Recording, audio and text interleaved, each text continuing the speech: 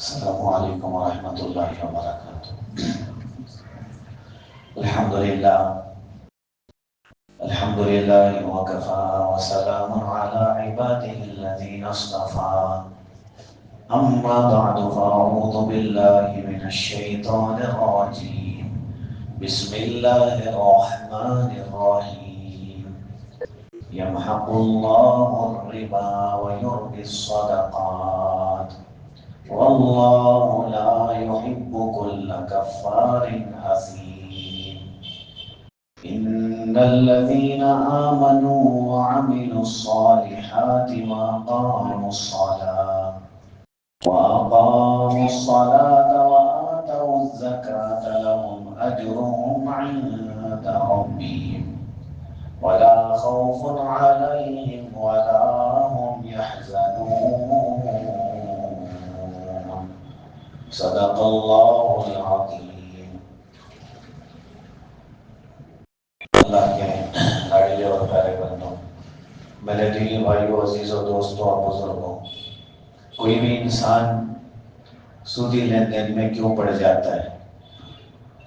اگر غریب ہیں یہ سوچ کر اس معاملے میں چلا جاتا ہے کہ شاید میں کچھ اس میں سود میں پیسے لے کے کچھ منافع حاصل کروں، کچھ کماؤں، اپنے کاروبار کو بڑھاؤں اور پھر اپنی غربت کو مٹا دوں۔ اگر وہ غریب نہیں ہے، مالدار ہی ہے، پہلے سے ہی اللہ نے بہت کچھ دیا ہے، تو پھر دوبارہ وہ سودی لین دین میں اس لیے پڑ رہا ہے کیونکہ اور مال میں اضافہ کر دیں۔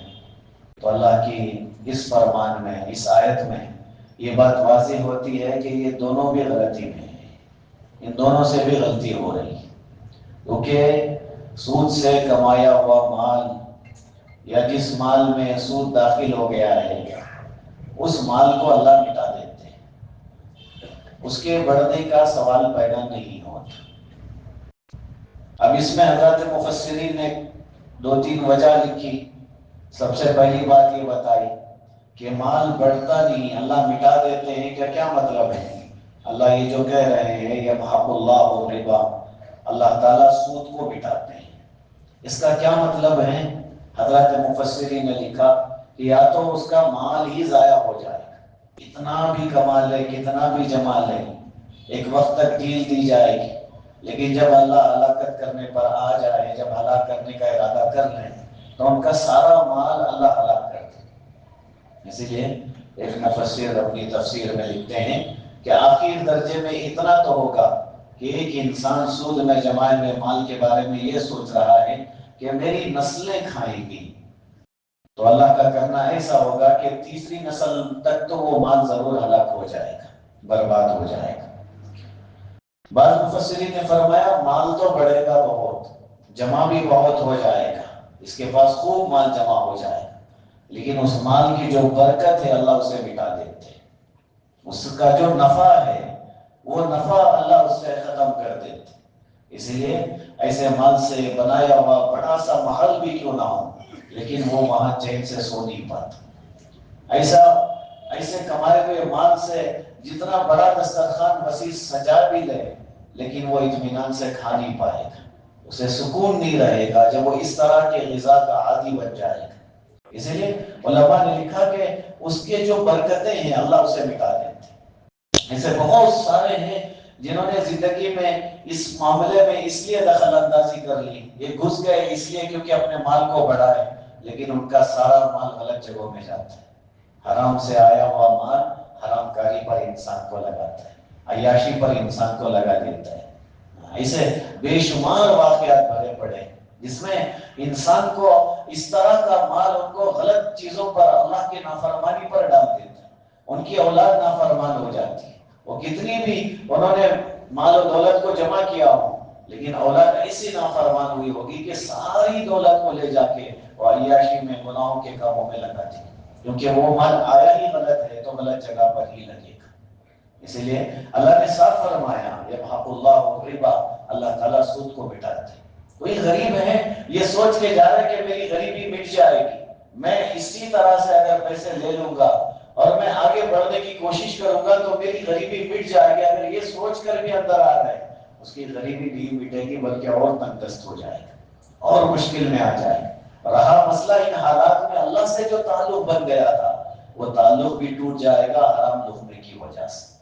جیسے گزشتہ وضاحت سے بات آئی کہ ایک انسان پریشان حال ہے، اتنا پریشان کہ اسے دیکھنے والا انسان بھی پریشان ہو جائے، لیکن اس نے سفر کیا لمبا، یہاں سے مستقل دھکے کھاتے کھاتے بیت اللہ تک پہنچ گئے، سفر کی ساری تکلیفیں برداشت کر لی، بیت اللہ تک پہنچ گئے، کعبے کے سائے میں چلے گئے، اس کے پردے کو پکڑ لیا، ایسی مقدس جگہ میں جا کے بکھرے ہوئے بال ہیں، پراگندہ ہیں، پریشان حال ہیں، لیکن تڑپ کے اللہ کو بلا رہا ہے، لیکن کھانا پینا حرام ہے، پہنا ہوا لباس حرام ہے۔ رسول اللہ صلی اللہ علیہ وسلم نے فرمایا اس کی دعا اس کے سر سے اوپر بھی نہیں جائے گی، اللہ قبول نہیں کریں گے اس کی دعا۔ اور ایک لقمے پر یہ بتایا گیا کہ 40 دن کی نمازیں اس کی ضائع ہو جائے گی، ایک دن کی 40 دن کی ایک لقمے پر یہ بتایا گیا، جس کی زندگی بھر کا وہی مشغلہ ہو، جس کا کھانا پینا ہی وہی ہو، پھر ان کا کیا ہوگا۔ رسول اللہ صلی اللہ علیہ وسلم نے جیسے فرمایا کہ جو کوئی حرام لقمہ اپنے پیٹ میں داخل کر رہا ہے اور اس سے اس کے جسم کو تقویت مل رہی ہے یا کوئی حصہ بڑھ رہا ہے، نبی نے تو صاف فرمایا وہ حصہ تو جہنم میں جا کر ہی پاک ہوگا۔ اب جس کا پوری زندگی کی ترتیب ہی اس پر جڑ گئی ہے، پوری زندگی کا نظام بھی انہوں نے ایسے بنا لیا ہے کہ اسی سے میری زندگی چلے گی۔ چلے بہت سارے احباب ہوتے ہیں، اس کی بہت ساری شکلیں نکل کر آتی ہیں، علماء کے پاس ہمیں بیٹھنا چاہیے۔ بہت سارے لوگ کاروبار بھی کرتے ہیں، اس سے پہلے بھی علماء کے پاس نہیں بیٹھتے، مسئلہ نہیں پوچھتے، بہت بعد میں جب پتا چلتا ہے کہ ہم غلط تھے تو افسوس کر کے پھر خاموش ہو جاتے ہیں۔ اب ایسے گھس چکے ہوتے ہیں باہر نکلنے کو دل نہیں کرتے۔ اسی لیے گزشتہ میں نے ایک شرط بھی بتائی کہ احباب جن کے پاس پیسے ہیں وہ کیا کرتے ہیں، گھر وہ خود لے رہے ہیں، وہ لیز پہ گھر ڈال لیتے ہیں اور دوسروں کو بھاڑے پہ دے کے اس سے پیسے کما رہے ہوتے ہیں۔ پہلی بات تو ان کا اس طرح گھر لینا ہی صحیح نہیں تھا، یہ خود غلط کر رہے ہیں، پھر اسے دوبارہ کرائے پہ دے کے جو منافع حاصل کر رہے ہیں یہ تو اور بھی زیادہ غلط ہو گیا، یہ جائز شکل نہیں ہے۔ کسی کے پاس جا کے پارٹنرز میں جم جاتے ہیں اور کہتے ہیں اتنا منافع بس دے دو، جب وقت ہوگا ہمارے پیسے بھی دے دینا۔ اب منافع جو لے رہے ہیں ٹھیک ہے، کاروبار کی ایک شکل ہے، لیکن طے شدہ جو منافع ہے یہ کاروبار میں نہیں ہوتا، کاروبار میں کمی بیشی ہوتی ہے، طے شدہ منافع یہ صرف سودی لین دین میں ہوتا ہے، آپ کو اتنی ہی دینے ہوں گے، اس سے کم تو میں قبول نہیں کروں گا۔ جو صحیح کاروبار ہے، جو صحیح تجارت ہے، اس میں ایسا ہوتا ہے کہ اگر نفع ہوا تو نفع دینا، نقصان ہوا تو نقصان بھی میرے ذمہ بھی آئے گا، نفع اور نقصان میں دونوں برابر کے شریک رہیں گے۔ اس لیے میرے بھائیوں سود سے کبھی کسی کا مال بڑا نہیں ہے، دنیاوی اعتبار سے بھی آخرت کے اعتبار سے بھی سود سے کبھی کسی کا مال نہیں بڑھا ہے۔ اور دوسری چیز، آج ایسے خود بخود آفر چل کیا ہے، آدمی جتنا بھی بچنا چاہے نا اس کے پاس خود بخود آفرز آ رہے ہیں، فون آ رہے ہیں اسے، آپ کو لون چاہیے، آپ کو کسی چیز کی ضرورت ہے، آپ پریشان نہ ہو، اطمینان سے آپ قسطوں میں بن سکتے ہیں، آپ ترتیب سے ہر مہینہ تھوڑے تھوڑے بند دیں۔ اس میں ایک شرط جو رکھی جاتی ہے، ایک اس مہینہ اگر آپ نے نہیں بنانا اگلے مہینے آپ کو اتنا بڑھا کے بننا پڑے گا، یہ شرط غلط ہے۔ اسی لیے کبھی کسی کو قرض دے رہے ہیں ہم، اسے جتنا ہم قرض دے رہے ہیں اتنا ہی قرض ہم واپس لیں، اس سے تھوڑا بھی اگر زیادہ لے رہے ہیں۔ گزشتہ میں نے اس پر وضاحت سے بات کر دی ہے کہ رسول اللہ صلی اللہ علیہ وسلم نے اتنا احتیاط بتایا کہ جب ہم کسی کو قرض دے رہے ہیں تو اس سے ہم ہدیہ بھی قبول نہ کریں، سامنے والے انسان سے ہدیہ بھی قبول نہ کریں۔ لیکن یہاں ہوتا یہ ہے کہ جو قرض لے چکا ہے وہ قرض دینے تک ساری زندگی ان کی خدمت کر رہا ہوتا ہے، بار بار ان کی جو حضوری کرنا پڑتا ہے، ان کے پاس جا جا کے ان کو خوش کرنے کے لیے پتہ نہیں کیا کیا کرنا پڑتا ہے۔ اللہ کے رسول صلی اللہ علیہ وسلم نے منع فرمایا، یہ شکل غلط بتائی اللہ کے رسول نے۔ ہاں پہلے سے ہی اگر وہ معاملہ ہے ہدیہ لینے دینے کا، اب اس نے قرض لیا ہے تو پھر رسول اللہ نے گنجائش نہیں، اور آگے اللہ نے فرمایا وَيُرْبِي الصَّدَقَاتِ، اللہ تعالیٰ صدقات کو بڑھاتے ہیں۔ اس کی وضاحت تو بہت پہلے ہو چکی ہے، رسول اللہ صلی اللہ علیہ وسلم نے قسم کھا کے فرمایا، میں قسم کھاتا ہوں اللہ کی، جو اللہ کے راہ میں صدقہ دیتا ہے اللہ اس کے مال کو کبھی نہیں گھٹاتے، وہ کم نہیں ہوتا، وہ بڑھے گا۔ وہ بڑھے گا. اب یہاں اللہ بھی کہہ رہے ہیں وَيُرْبِ الصَّدَقَاتِ. اب بڑھنے میں کیا مراد ہے؟ یہاں بھی حضرات مفسرین نے یہ بتائی کہ اس کا مال میں اللہ اضافہ کر دیں گے، خوب مال ملے گا دنیاوی اعتبار سے بھی، اور آخرت میں اجر بھی اللہ بہت بڑا کر دے گا.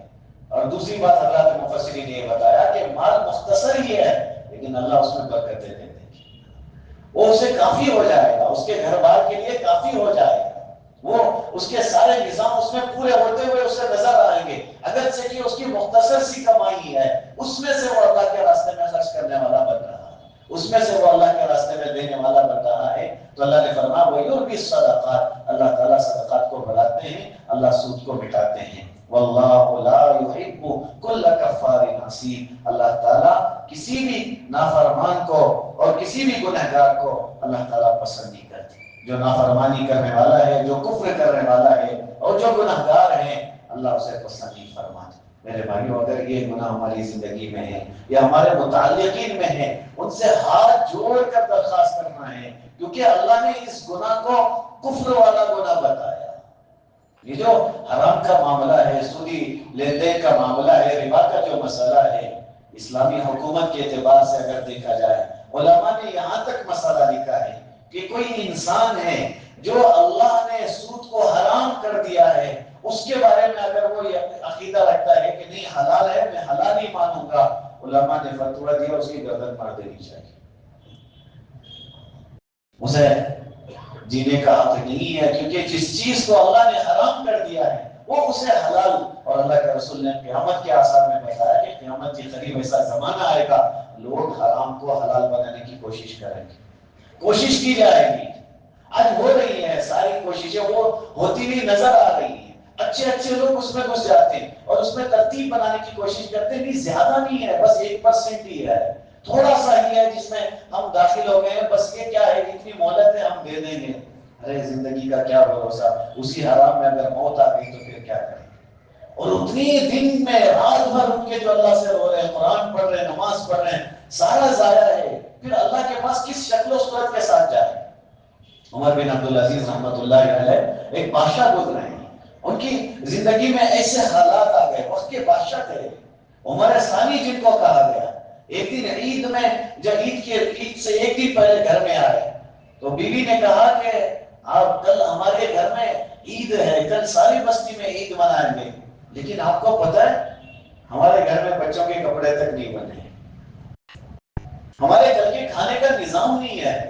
ایسے حالات کے باوجود بھی بادشاہ، کبھی انہوں نے غلط لقمہ گھر میں لانا پسند ہی نہیں کیا، اپنی محنت کی کمائی کو گھر میں لاتے تھے.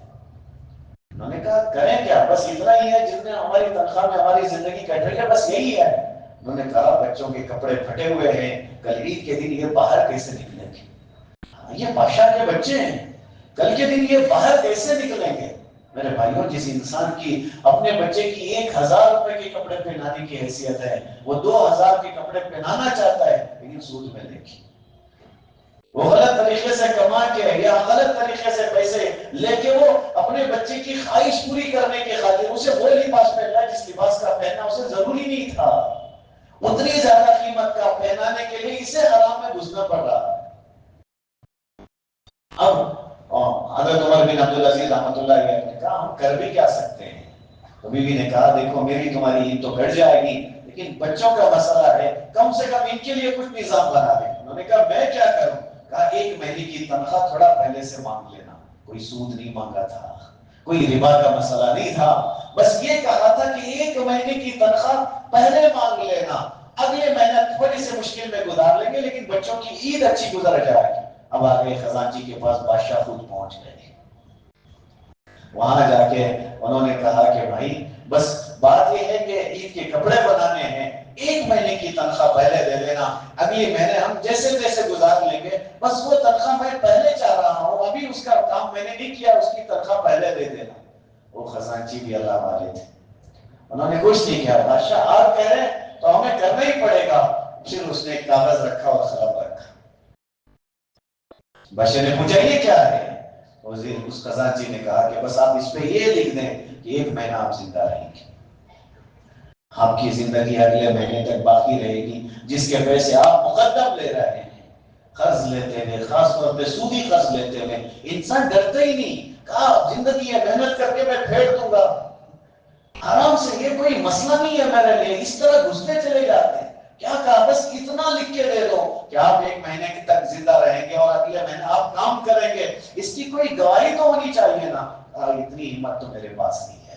قلم چھوڑا، واپس آ گئے اور بچوں سے کہنے لگے انہی کپڑوں میں عید کر لینا، تمہارا باپ ایسا وعدہ نہیں کر سکتا جو اس کے اختیار میں نہیں ہے، جو اس کے اختیار میں نہیں ہے وہ وعدہ تو کر ہی نہیں سکتا۔ میرے بھائیوں، بڑا عجیب بات ہے، رسول اللہ صلی اللہ علیہ وسلم نے امت کو اتنی دور تک یہ بات سمجھائی، کوئی ہے جو اللہ کے راستے میں جا کے شہید ہو رہا ہے، میدان جنگ میں جو شہید ہو رہا ہے، اس کی مغفرت تو طے ہے، لیکن رسول اللہ نے فرمایا اگر وہ قرض دار ہیں، یہ سودی قرض کی بات نہیں ہے، ایسے ہی قرض حسنہ کا ہی قرض دار ہے، میرے نبی نے فرمایا جب تک اس کے وارث قرض ادا نہیں کریں گے اللہ اس کی بھی مغفرت نہیں کرے گی۔ اتنی عظیم موت کے ساتھ وہ انسان جا رہا ہے جو ایسی موت ہے، علماء نے لکھا کہ کل قیامت کے دن جب اللہ شہیدوں کو بلا کے جب ان سے کہیں گے کہ تم اللہ کے راستے میں گئے اور تم شہید ہو گئے، کوئی تمنا تھی تمہاری جسے پوری کرنا تھا تو تم بتاؤ آج، تو وہ کہیں گے بس ایک تمنا اور آ رہی ہے۔ کہا اللہ پوچھیں گے کیا ہے، تو کہیں گے اللہ دوبارہ زندگی ملے، ہم جائیں اور میدان جنگ میں دوبارہ ہمیں وہ موت ملے، شہادت کی موت کی ایسی تمنا۔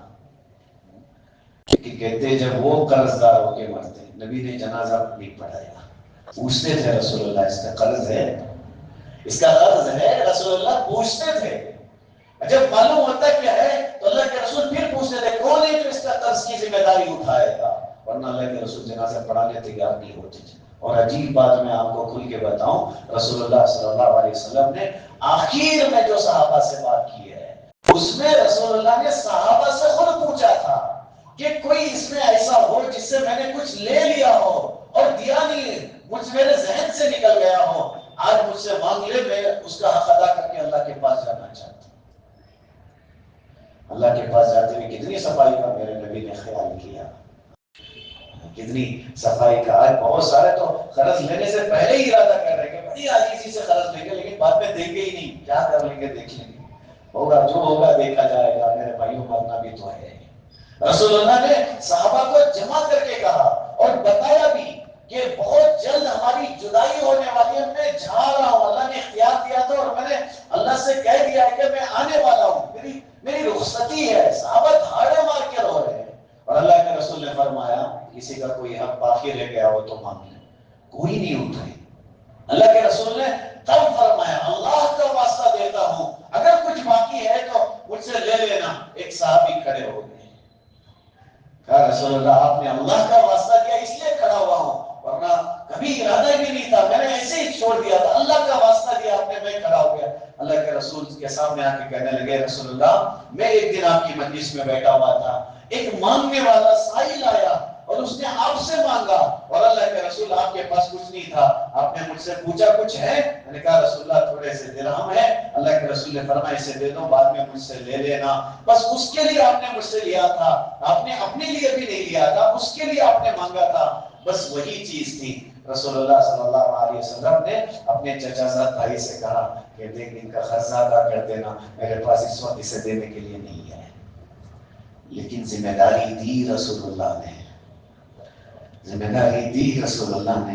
حرام پہ جاتے ہوئے انسان ایک لمحے کے لیے بھی نہیں سوچ رہا ہے کہ اگر اس میں داخل ہوا اور بڑی امیدوں کے ساتھ داخل ہو رہا ہوں، ہوتی اگر مر گیا تو، لیا تھا بڑی امیدوں کے ساتھ کہ بہترین گھر بنانا ہے، اس گھر میں بڑے عیش و آرام سے رہیں گے، بنانے تک تو جتنے پیسے لگیں گے سارے ہم فلاں جگہ سے لے لیں گے، کتنا پرسنٹ بھی بننا پڑے بن لیں گے، لیکن بعد میں کما کے پھیڑ لیں گے۔ گھر بنا بھی تھا لیکن جس گھر میں بڑے عیش و آرام کا ارادہ کیا تھا وہاں جنازہ پڑا ہوا تھا۔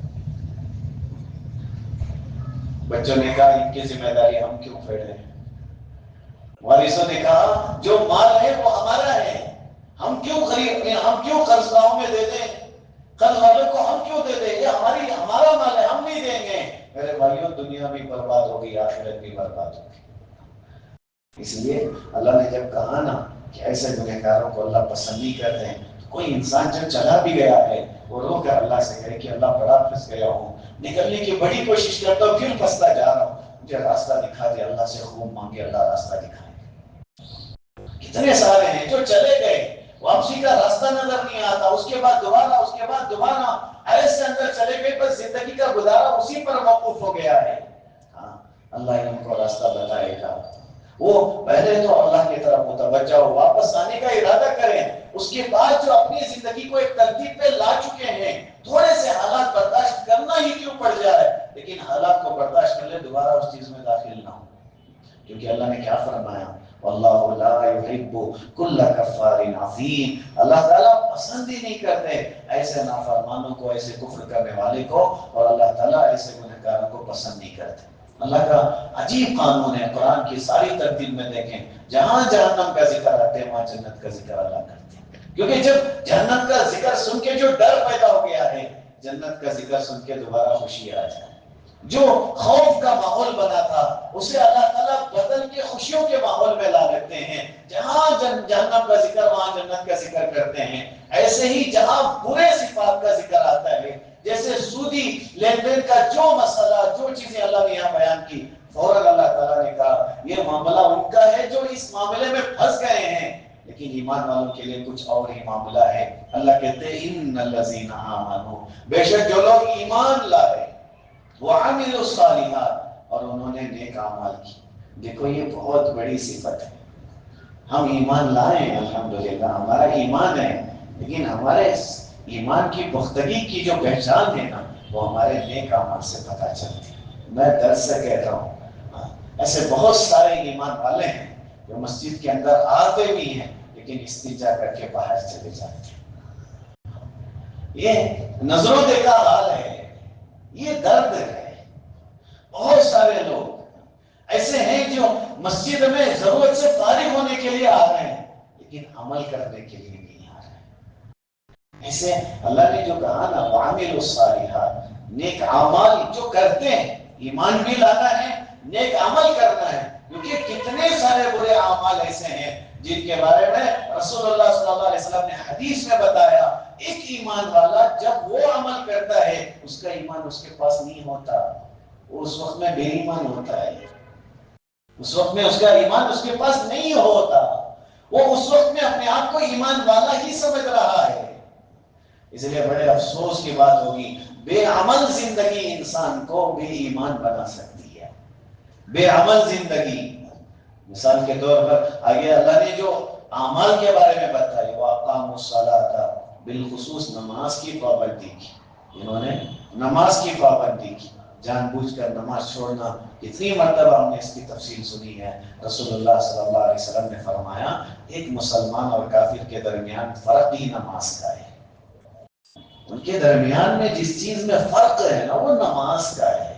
اور اللہ کے رسول صلی اللہ علیہ وسلم نے فرمایا جس نے جان بوجھ کر نماز چھوڑا اس نے کفر والا عمل کیا۔ میرے بھائیوں، آپ تھوڑی دیر کے لیے اپنے دل کی طرف متوجہ ہو کر پوچھ لیں، کتنے ایسے افراد ہیں جن کو ہم جانتے ہیں اور وہ جان بوجھ کر نماز چھوڑتے ہیں؟ کتنے ہمارے گھر کے کتنے افراد ہیں، ہمارے خاندان کے کتنے افراد ہیں، ہمارے دوستوں میں کتنے افراد ہیں، ہمارے ملنے جلنے والوں میں کتنے افراد ہیں، ہم بس اسے نماز سمجھ کے چھوڑ دیتے ہیں۔ کتنے سارے ہیں جو صرف جمعہ کے دن نماز کا اہتمام کرتے ہیں اور وہ سمجھ کیا رہے ہیں کہ ہم بڑے ایمان والے۔ اللہ کہتے ہیں صرف انہوں نے ایمان لایا ہے، نیک عمل ان کے پاس نہیں ہے۔ ایک ہفتے تک مسلسل نماز چھوڑ کر زندگی گزاری، جمعہ کے دن نماز پڑھ کے باہر نکلتے ہوئے پھر ارادے سے جا رہے ہیں اگلی جمعہ پھر نماز کو آ جانا ہے۔ یہ ایک جمعہ تک کی جو نماز چھوڑنے کا جو ارادہ کیا، یہ جان بوجھ کر ہی تو ہے۔ میرے نبی نے فرمایا جس نے جان بوجھ کر نماز چھوڑا اس نے کافروں والا عمل کیا۔ بعض اللہ والے کہتے ہیں، یہ جملے تھوڑے سے سخت ہوں گے لیکن حقیقت سے جڑے ہوئے ہیں، بعض اللہ والے کہتے ہیں بے نمازی کو مسلمانوں کی قبرستان میں دفن کرنا ہی نہیں چاہیے، نہیں دفن کرنا ہے۔ اللہ کے رسول صلی اللہ علیہ وسلم نے جو پابندی کر کے بتائی، انہی چیزوں کو دیکھ کے جو بڑوں نے بتایا، ایک اللہ والے کہتے ہیں کہ ہماری نظر میں بے نمازی خنزیر سے بھی زیادہ برا ہے۔ کیونکہ وہ اپنی ذمہ داری میں پورا ہے، جو کام اللہ نے اس کے ذمہ دیا وہ پورا کر رہا ہے۔ جب وہ بے نمازی کو دیکھتا ہے تو کہتے ہیں اللہ تیرا شکر ہے تو نے مجھے خنزیر بنایا، بے نمازی تو نہیں بنایا۔ میرے بھائیوں پکڑ لو ان کے ہاتھ پیر کہ اللہ کے لیے نماز نہ چھوڑو۔ امت کے وہ افراد جو اطمینان سے آرام سے سوئے جا رہے ہیں، آرام سے نیند کیے جا رہے ہیں، آرام سے کاروبار میں پھنسے جا رہے ہیں اور نماز چھوڑ کے سوچ رہے ہیں ہم پکے ایمان والے۔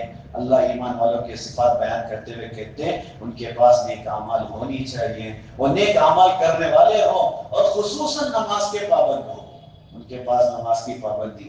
وَآتَوُا الزَّکَاۃَ، اللہ نے کہا زکوٰۃ کی بھی پابندی کرتے، مال کا حق بھی ادا کرتے۔ کتنا بڑا احسان ہے اللہ کا، اللہ مالدار بنا رہے ہیں، مال دے بھی رہے ہیں، صاحب نصاب بھی بنا رہے ہیں، اور یہ نہیں کہہ رہے ہیں جتنا دیا سارا لگا دو، صرف 2.5% اللہ پوچھ رہے ہیں۔ اور اللہ یہ بھی کہتے ہیں پھر تمہیں اپنے مال کے پیچھے ذمہ داری کے لیے پریشان ہونے کی ضرورت نہیں، تمہارے مال کی حفاظت کی ذمہ داری اللہ کے ذمہ ہے، اور دنیاوی اعتبار سے بھی آخرت کے اعتبار سے۔ اسی لیے ایمان والوں کے جو صفات خصوصیت سے یہاں ذکر فرمائیں، نماز کی پابندی خصوصیت کے ساتھ کرتے ہو اور زکوٰۃ دیتے ہو، زکوٰۃ دی ہو، ان کے لیے ان کا جو ثواب ہے لہم اجرہم عند ربہم، ان کے رب کے پاس، ان کے پروردگار کے پاس ان کے لیے بہت بڑا اجر ہے، ان کے لیے بڑا ثواب ہے جو نماز کی پابندی کرتے ہیں۔ مثال کے طور پر میں آپ کو سمجھوں، رسول اللہ صلی اللہ علیہ وسلم نے ایک حدیث بتائی، نبی نے فرمایا کل قیامت کے دن سب سے پہلے جس چیز کا حساب ہوگا وہ نماز ہوگی۔ اول ما يحاسب به العبد يوم القیامت الصلاۃ، رسول اللہ نے فرمایا کل قیامت کے دن سب سے پہلے حساب نماز کا۔ فإن صلحت صلح سائر عملی، رسول اللہ نے فرمایا اگر وہ صحیح ہے تو باقی اعمال بھی صحیح نکلے۔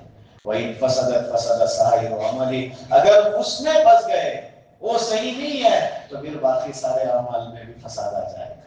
میرے بھائیوں جب ہم حساب کے لیے کھڑے ہو، باقی سارے اعمال سے ہٹ کے صرف ہماری نماز پر جب نظر ڈالی جائے اور اس میں صرف ہفتے کی ایک نماز ہو تو پھر ہم پھنس جائیں گے۔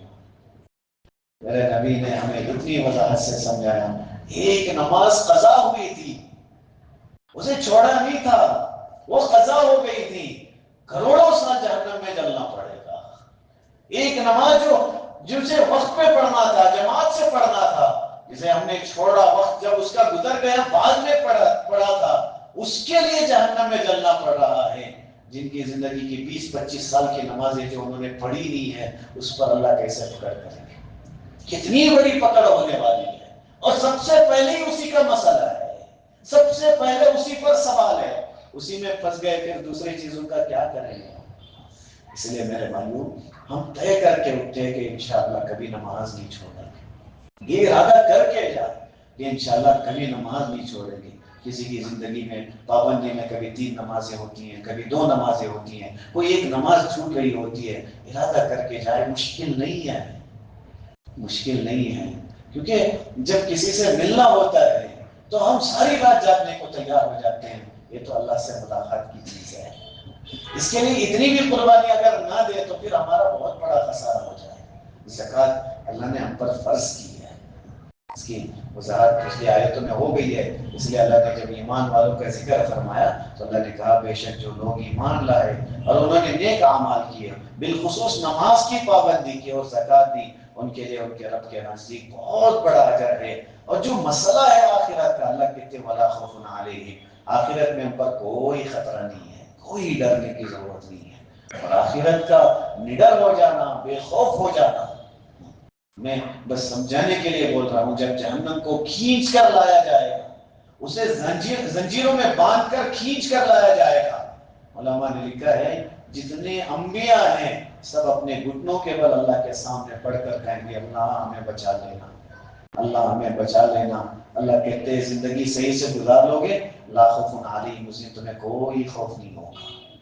اتنی بڑی بات ہے، تھوڑے سے دنیا کے نفع کے لیے ہم آخرت کو برباد نہیں کر سکتے۔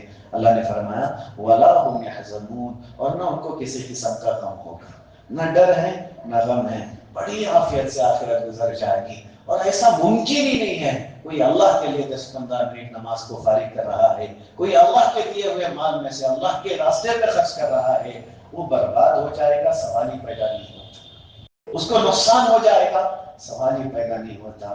اس لیے میرے بھائیوں، جہاں سود کا ذکر آیا اس کے بعد کی آیتیں بھی دوبارہ اس میں اللہ نے سودی معاملات پر ذکر فرمایا ہے، درمیان میں اللہ نے فوراً ایمان والے کیا ہوتے ہیں وہ ہمیں ذکر کیا ہے، وہ ہمیں بتایا ہے۔ ہمیں ایمان والے بن کر زندگی گزارنا ہے۔ اللہ سے دعا ہے اللہ تعالیٰ ہمیں سچے پکے مومن بن کر زندگی گزارنے کی اللہ ہمیں توفیق نصیب فرمائے۔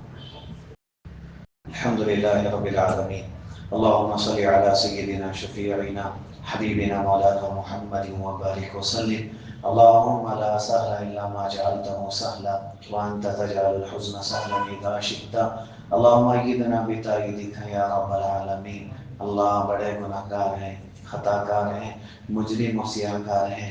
اللہ ایمان آپ نے دیا ہے، ہم حفاظت نہیں کر پا رہے، ہمیں معاف فرما دے اللہ، ہمیں معاف فرما دے اللہ، ہمیں معاف فرما دے اللہ۔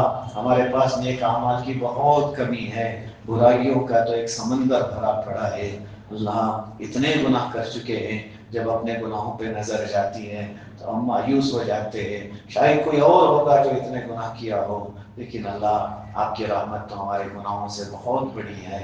ہمیں معاف فرما دے اللہ، ہمیں معاف فرما دے اللہ، اللہ ہمیں معاف فرما دے، ہمارے ظاہر اور باطن کو درست فرما اللہ۔ نماز کی پابندی نصیب فرما اللہ، ہر ایمان والے کو نماز کی پابندی نصیب فرما اللہ۔ مسجدوں کو ویران ہم نے کیا ہے اللہ، مسجدوں کو آباد کرنے کی توفیق نصیب فرما۔ بہت بڑا مجمع ہے، تیرے گھر کے قریب رہتا ہے، تیرے مؤذن کی آواز بھی سنتا ہے، لیکن قدم بڑھا کر مسجد کے اندر داخل نہیں ہوتا، تیرے سامنے ماتھا ٹیکنے کو تیار نہیں ہے اللہ۔ وہ بہت بڑے بھول میں ہیں، ایمان والے ہوتے ہوئے بھی کفر والی زندگی گزار رہے ہیں اللہ۔ ان کے مرنے پر ان کی جنازے کی نماز پڑھانے کے لیے ان کو یہی لانا پڑے گا، ان کی جنازے کی نماز بھی پڑھی جائے گی، لیکن کل قیامت کے دن نماز چھوڑنے کی وجہ سے جب وہ جہنم میں جائیں گے تو انہیں کتنا افسوس ہوگا اللہ۔ ان سب کو ہدایت نصیب فرما اللہ، ہمیں ہر نماز کو پابندی کے ساتھ اہتمام سے پڑھنے کی توفیق نصیب فرما اللہ۔ دنیا کے لیے بہت کچھ کر رہے ہیں، سب کچھ تیرے لیے کرنے کی توفیق نصیب فرما، اخلاص کی دولت سے مالا مال فرما اللہ۔ حرام سے بچنا بڑا مشکل ہو گیا ہے اللہ، ہمیں بچا لے اللہ، ہمیں بچا لے اللہ۔ اللہ نہ چاہتے ہوئے بھی ہمارے گھروں میں، ہمارے جیبوں میں، ہماری روزیوں میں حرام داخل ہونے لگا ہے، حفاظت فرما لے اللہ، اللہ حفاظت فرما لے اللہ۔ جتنی زندگی ہے، جتنی مقدر والی روزی ہے، عافیت کے ساتھ حلال روزی نصیب فرما، حرام کے لقمے اور دانے سے بھی حفاظت فرما اللہ۔ ویسے بھی ہمارے اعمال بہت کمزور ہیں، اگر اس میں حرام لقمے کی وجہ سے وہ بھی اگر قبول نہ ہوئے تو ہم ہلاک اور برباد ہو جائیں گے اللہ۔ ہمارے لقمے میں اللہ پاکیزگی کو داخل فرما، حلال طیب روزی نصیب فرما، حرام کے دانے سے بھی ہماری حفاظت فرما، ہماری نسلوں کی حفاظت فرما، سودی لین دین سے امت کی حفاظت فرما اللہ۔ آپ سے جو تعلق ہمارا ہونی چاہیے انہی لقموں کی وجہ سے وہ کٹا ہوا ہے اللہ، ان لقموں سے ہماری حفاظت فرما۔ جو پھنس گئے ہیں اللہ، جو نکلنا چاہتے ہیں ان کو راستے مہیا فرما اللہ، ان کو باہر نکلنے کے راستے مہیا فرما، قرضدار بن کر مرنے سے ہماری حفاظت فرما اللہ، قرض میں ڈوب کر مر جانے سے ہماری حفاظت فرما اللہ۔ اگر اس طرح اس حال میں زندگی کٹ رہی ہے اللہ، قرض کی ادائیگی کی شکل صورتیں پیدا فرما۔ امت کا بہت بڑا مجمع بیمار ہے، خصوصاً ان بیٹھے ہوئے بزرگوں میں، ان بھائیوں میں اللہ، جو بھی بیمار ہیں ان کے بچوں میں اللہ، ان کے والدین میں اللہ، سب کو صحت نصیب فرما۔ جو قرض میں ڈوبے ہوئے ہیں قرض کی ادائیگی کی شکل صورتیں پیدا فرما، جو قیدوں میں بند ہیں رہائی کے فیصلے فرما، جتنے بے نکاح ہیں نکاحوں کے نظم فرما، جتنے بے اولاد ہیں نیک صالح اولاد نصیب فرما، جو صاحب اولاد ہیں اپنے بچوں کی صحیح تربیت کرنے کی توفیق نصیب فرما اللہ۔ امت کے تمام مرحومین کی مغفرت فرما، ہمیں اخلاص نصیب فرما، عمل والی زندگی نصیب فرما اللہ۔ ہماری ضرورتیں آپ ہم سے بہتر جانتے ہیں، ہماری دنیاوی و اخروی ضرورتوں کو اپنے خزانے غیب سے پوری فرما اللہ۔ اس مجمع کو، ان بھائیوں کو اللہ، ان سب کو قبول فرما۔ قرآن سننے کے لیے بیٹھے ہیں اللہ، سمجھنے کی توفیق نصیب فرما اللہ۔ ہماری دعاؤں کو اپنے فضل سے قبول فرما۔ جزا اللہ عنا محمد و آلہ صلی اللہ علیہ وسلم۔ سبحان ربک رب العزة عما یصفون وسلام علی المرسلین والحمد للہ رب العالمین۔